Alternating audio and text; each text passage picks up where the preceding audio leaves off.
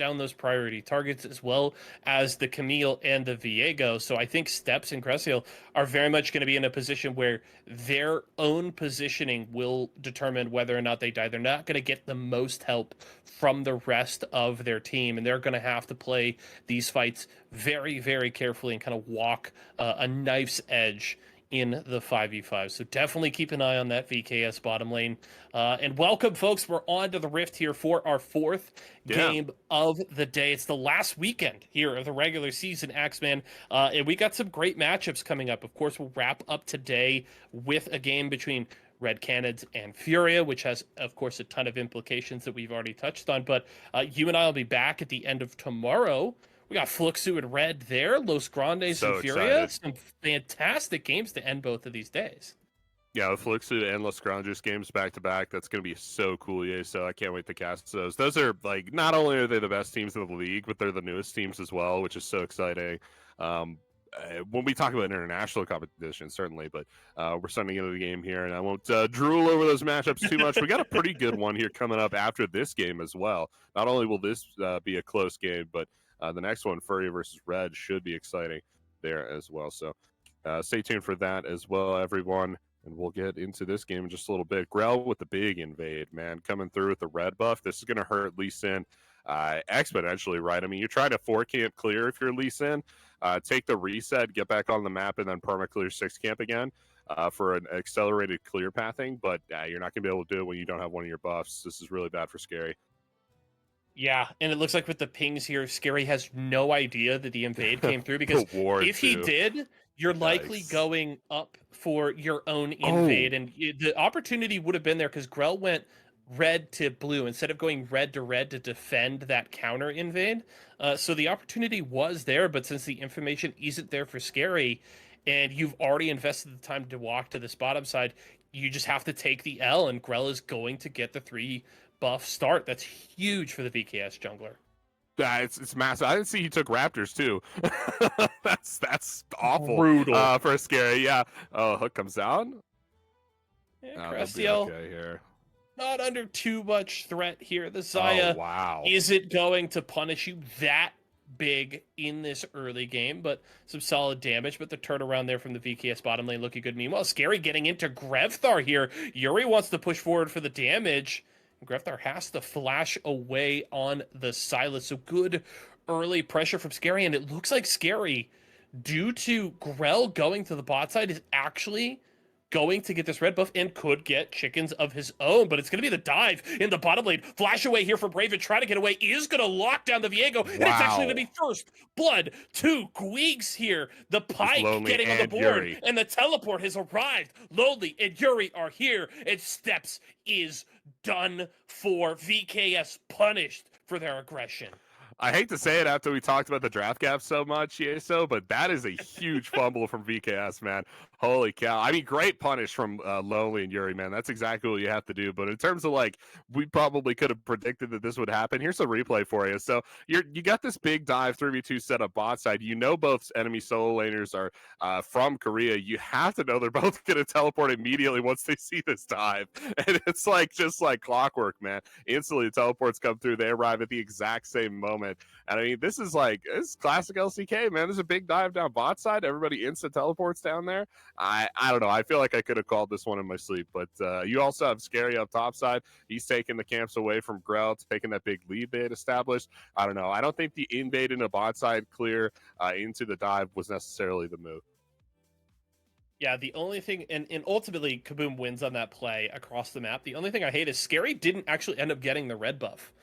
Just stole away Krugs. Yeah, the timing of Grell dying first there and Scary going to the Krugs. I think Scary knew that Grell would automatically be pathing towards that red buff and decided to get out of the area, especially with his top laner not there to back him up.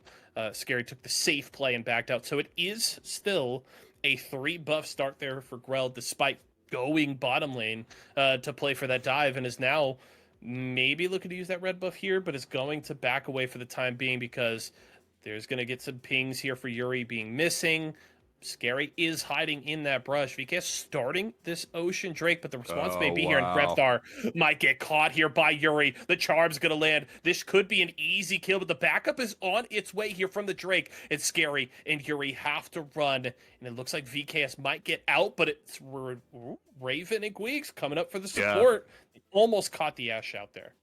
Again, Grell kind of goes for something you didn't really pay for, right? You didn't unlock your lane from the bottom lane, blow any summoners or anything like that. In fact, for most of that play, Gweek was down bot side, completely uncontested, no pressure on him whatsoever, and he had double buffs, right? So I guess we were just hoping that they wouldn't rotate up, but I don't know why.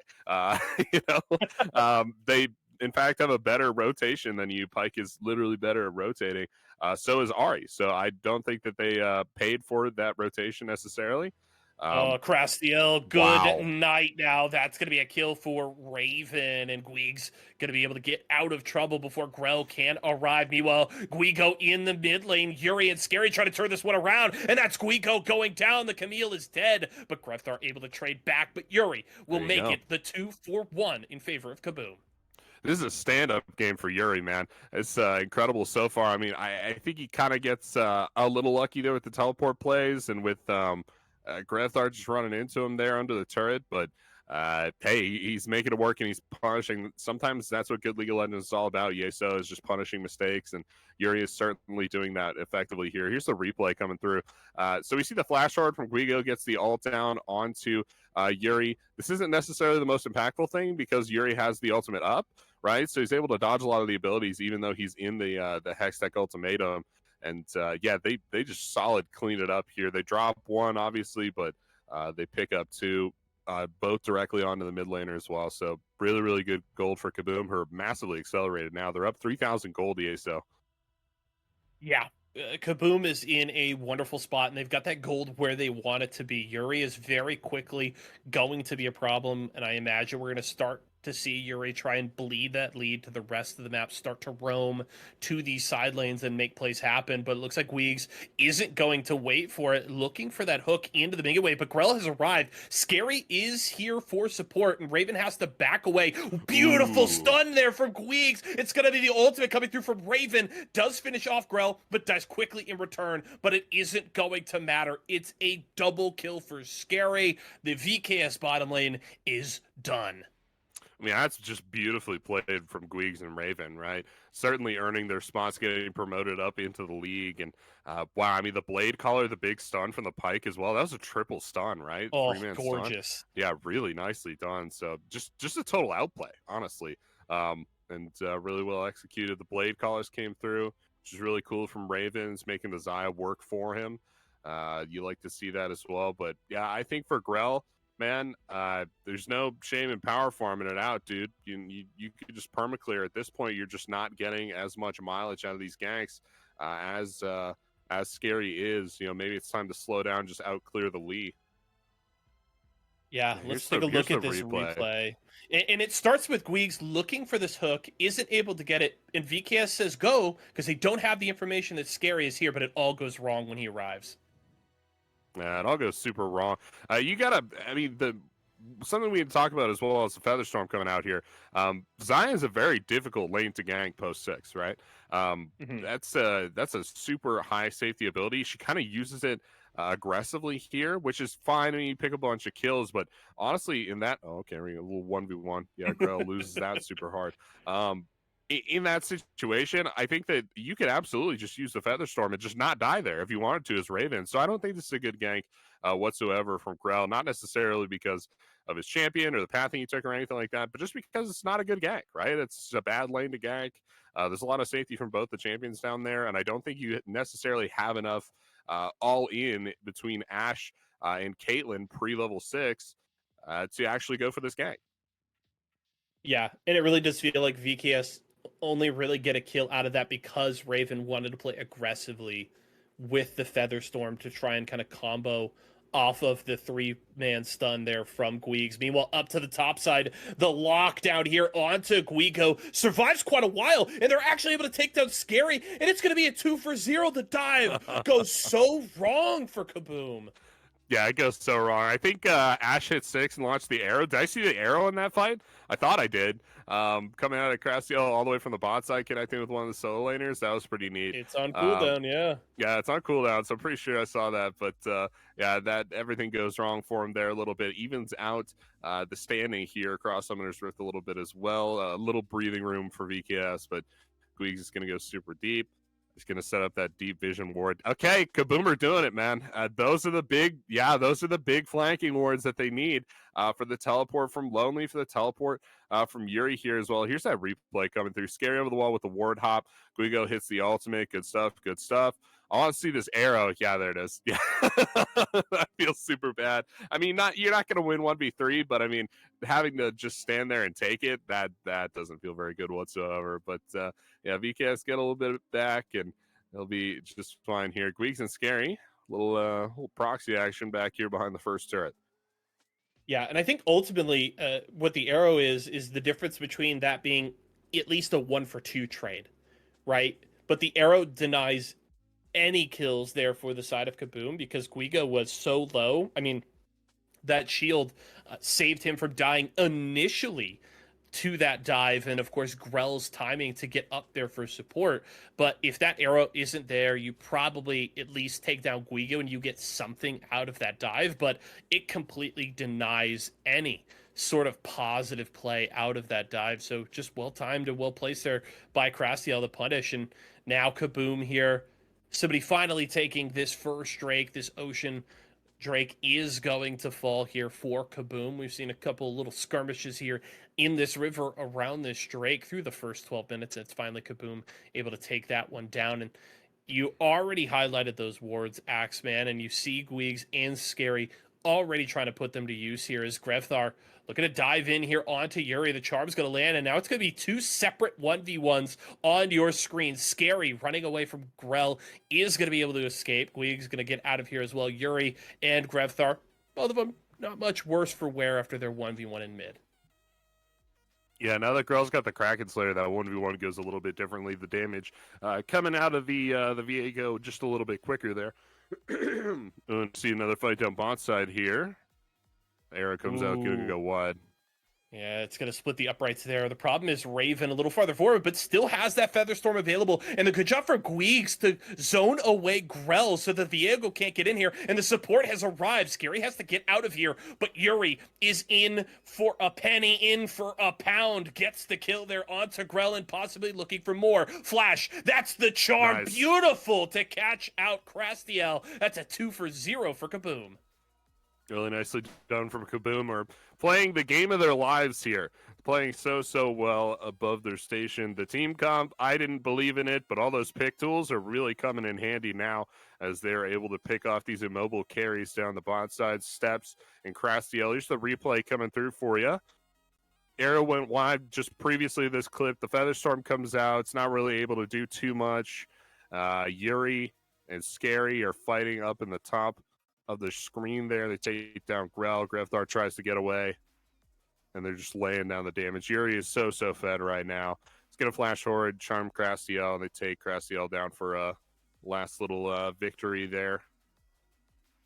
Top lane as we check back in here from the replay. It's Guigo and Lonely going at it. Crastiel with the KS. Now, there. Why would you? Why would you steal that? I guess he needs the gold more. I don't know.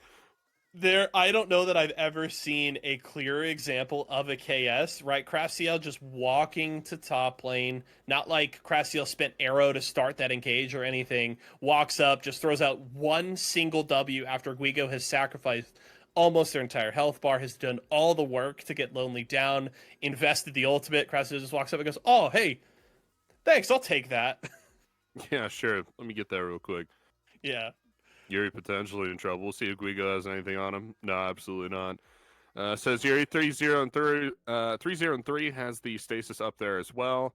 So very safe champion right now. Very powerful champion with the Ahri. And I mean, we're not even close to mythic items for a lot of members of EKS at this point in the game. And we have mythic items across the board for Kaboom. So it's just kind of a window into the game you're watching right now. It is not particularly close. The 5.2 thousand gold differential as well. Kind of, a little window into what's happening. Yeah, and you can see it on the left side of your screen right now with the gold leaders in the game. Yuri, Raven, and Scary, and of course Lonely just jumping up into fourth as we are watching Kaboom firmly in control from an economic standpoint. Of course, they also have that little bit of an extra boost from the Osha Drake they were able to pick up. We're getting close to Chemtech here, up in just 70 seconds. And if memory serves, I believe Kaboom took the first Rift Herald as well. So I think if they could take this one here, they will maintain 100% neutral objective control. And of course, what this Rift Herald can snowball into is possibly that second Drake. But the problem right now is Raven in the mid lane. But again, it's so hard to gank this Xayah. And that's Raven with their third kill of the game. The Xayah is becoming a bit of a problem. Guigo topside gets charmed. And Lonely. Guys, That was he got a excited. very interesting ultimate. Gonna have to wait for that one to come back up. But ultimately, Guigo still has to back away. That's a second tower secured here. And Scary comes up here, has the backup from Guigs. Hextech Ultimatum will deny the hook. Well timed from Guigo there. And will be able to survive. Meanwhile, Raven in the mid lane has to flash over into that blue side jungle to escape from the pressure of the VKS bottom lane. It's just kind of surviving at that point for VKS, right? Okay. Steps may be in trouble here. We'll see. I think he should be okay a little bit here, but yeah, VKS, if anything, just kind of avoiding the storm a little bit in the last few plays. Not necessarily succeeding. Now they're down 6,000 gold as they continue to bleed out here. Ooh, that's going to be Scary going in at about half health. Grevthar wants to get in here. That's a nice steals the Maelstrom. ultimate from the Kennen. The slicing Maelstrom forces the back away here from Kaboom, but Gweeks has arrived. Is going to miss there with the hook, and Grevthar will dash to safety as Raven takes quite a bit of damage. I want to say, Axeman, I love that Kaboom is playing confident and aggressive. You built a composition where you could create your own plays. You can hunt down these kills, and they have leaned into that here through these first 18 minutes. They really have. They've done really well with the pick tools they've drafted as well. Kind of a low-tech option, but sometimes low-tech is the best here. Arrow comes out, going to go wide. Yeah, and Guigo going in there without the Hextech Ultimatum up, and while Lonely is going to go down, we'll have to see if Kaboom can turn this one around. It's 1-for-1 there as Grell has fallen. Chemtech Drake is up, but Smite is available for Kaboom, so they can contest here if they so choose. Couple of backs going through for now. Scary is going to get over away from Guigo, has Raven in his back pocket for support. And right now, Kaboom going to be able to discourage VKS from taking this Drake. They'll clear out a little bit of vision. Raven will grab a camp. And for the time being, we're at a bit of a stalemate around this neutral objective. But Kaboom, with the early recalls, and thanks to Scary being able to discourage VKS, it looks like Kaboom actually will keep that 100% control. They're getting another neutral objective. Yeah, let's stack up the dragons once again here. Yuri with the death cap buy. He has stasis as well, so very strong, very safe as well. Yuri just super hard carrying this game so far. Everybody's super ahead on Kaboom. Yeah, Grell gonna get caught here once again, and at this point, as Steps tries to run, and that's gonna be the tier 2 tower down, and VKS just continue to bleed. I have to ask you, Axeman, you loved the draft. It hasn't necessarily paid off in the way I think you would have hoped here through the first 20 minutes, but what is the path for VKS back into this game? I don't think there is a path back into this game. I think they've done incredibly poorly. This is not the VKS that we saw earlier in the split, earlier in the season that had so much potential. Looks like a very different team. Yeah, yeah. Gonna go down super hard. It is, yeah, this super off color for them. This isn't normally how they lose CBLOL games, right? Normally it's just they'll be playing well, they make one critical error, and then things kind of slide away from them from there. But in this game, yeah, it was sliding from minute one, right? Bunch of really bad plays and really poor communication errors as well. we can point at in the first 4 minutes of this game, and it just never stabilized. Right, it kept getting worse and worse. And credit to Kabum, they punished the mistakes, and they uh, have executed very well on their team comp. Yeah, it really feels like VKS. They had the oppressive bot lane. They're pushing Raven and Gweegs under tower, and it really feels like they wanted to try and really kick that snowball off and really open up that bottom lane to punish even further than they already were. And they just bit off more than they could chew. They didn't anticipate the teleport response there from the solo lanes of Kaboom. And that was just the catalyst, and everything has really gone wrong from there. They've been picking up scraps here and there, trading a couple times evenly in fights, but that first play that went wrong has really set the tone for VKS in this game, unfortunately. I would agree with that as well. Something Kaboom's been doing really well this game that I didn't really expect was the vision game. The vision game has been excellent from them so far this game. They're going to take down the Baron here. We'll see if the steal comes through. I would have to say probably not. Yeah.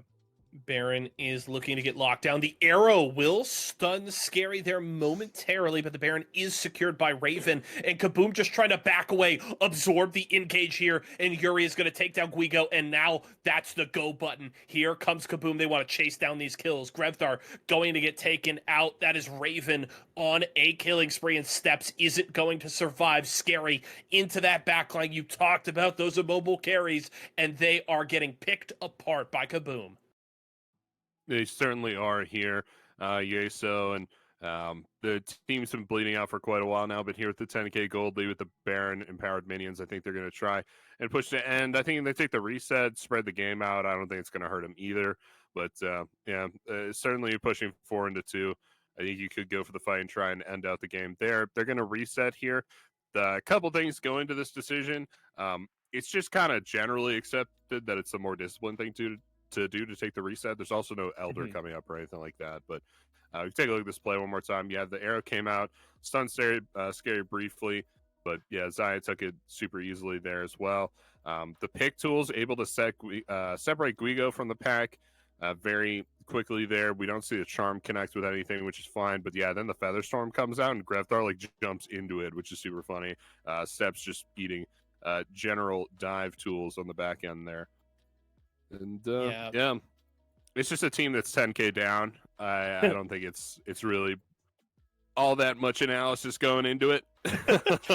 Well, 10k down, and also, right, Kaboom's playing a composition that is not easy to engage into, right? You've already talked about the Zaya and how difficult she is to lock down with her ultimate available, but then you add in that, that initial target can fairly easily be kicked back by Scary, or if you try to pile in too quickly, you end up getting lonely, just zapping into your team with the Slicing Maelstrom. So VKS has to kind of find very creative approaches into these fights to try and separate the targets that they want from the pack, and that is not easy to do. If Kaboom sticks together and play around those important cooldowns like the Slicing Maelstrom or the Featherstorm, they're just difficult to kill. Very difficult to kill, right? You look at Yuri, who has all the mobility that Ari brings to the table. Not only 0 deaths on the champion, but has had the same stopwatch in the inventory since 6 minutes into the game, has never used it, right? Never been forced to use it. So not only have they not killed Yuri, they've never even been close enough for them to use the stopwatch. So Grevthar has to flash back into the base there to get away as Yuri locking him down. Great hook from Gweegs there to catch that retreating Silas. And yeah, you make a good point. And it's not like Raven hasn't been playing aggressively, right? On this Ari has been dashing forward consistently, setting up those charms to get a lot of these picks, but has just gotten to play very, very confidently and has not been scared into using that stopwatch as of yet. I also want to circle back to the point that you made about the vision, because pick comps only further emphasize the importance of vision control, right? Yep. No, 100%. Yeah, the vision control from VKS has been kind of abysmal. They've been kind of ward dumping a little bit, so you'll see them control a zone, and they'll drop like actually 10 wards, and it just doesn't help them whatsoever. Kaboom just comes through, sweeps the vision, and it doesn't actually show them anything about the game. or anything more than one ward could have shown them. Maybe the pick on a Yuri here. This is the best chance they're going to have. We'll have to see. Lonely, meanwhile, retreating in the bottom lane as Grevthar and Grell were trying to Yeah. get in there, and Guigo Nah. wanted to take out Yuri, but the problem was Scary and Guigs were already in the area. They were in that topside river, and the response is swift from Kabum, and it looks like they just want to put the finishing touches on this game. Mid inhibitor is down. Looks like they want to get access to that top inhib as well. It certainly looks that way. Fun little stat or something I want to point out here. This almost never happens, but Guigs actually has an item lead over Steps, which is interesting because Guigs is the support and Steps is the carry. So actually has like a long sword lead over the Caitlyn here on top of the two items. Yeah. It is important to note that that Umbral Glaive is a very cheap item. You get a ton of value for the gold that you invest in it, for sure, but it is still 2 items and change to just 2 items. So I think that is a very important thing to notice there. And that is, you know, a fairly well-farmed Caitlyn here, but there's just been so much income, and Guigs has been so active all across the map. This game has been such a good playmaker, and you were already highlighting Yuri yet to die. Guigs in the same spot, 3-0-14 here through 26.5 minutes. Yeah, and 17 takedowns on the Pike is the most in the game. Really good KP there from the support. You like to see that on the Pike as well because there's just so much gold comes out of the Pike at that point, right? Which is it's pretty good stuff. Grevthar with the Pike ultimate, gonna make the game saving plays here coming up. Grevthar, I don't want to say he's done too well this game. Obviously, Yuri got super fed. A lot of that is on Grevthar directly. I think Grevthar got dealt a pretty bad communication hand here. Rest of his team seems like they're not telling Grevthar what he needs to know. But the TP from Yuri inside of the base and gets the easy 1v1 against Steps, and now just gets the flank here. Will get the Q through Grevthar and Guigo, and they're going to try to run, but Guigo's not going to escape. It's another kill for the Kabum mid laner, and while Grevthar may go gold, it's not going to last that long. Raven will take him down. Grell flashes away to try and find some sort of safety, but I don't know that it's going to last because Lonely trying to chase down this Viego. In the end, it likely isn't going to matter because Kabum is spilling into the Keystars base. You certainly are here, Yeso. It's fun casting this one with you, buddy. But yeah, it's going to be ending here, unfortunately. Not the result that I had expected, but Kabum played out of their minds this game. Really good macro decisions across the board from them. You know, I think we've said it several times here. VKS kind of set them up for success there on a lot of those decisions. But hey, at the end of the day, a worse team would not have executed, would not have punished those mistakes. And this is a better team. We'll go ahead and say here. So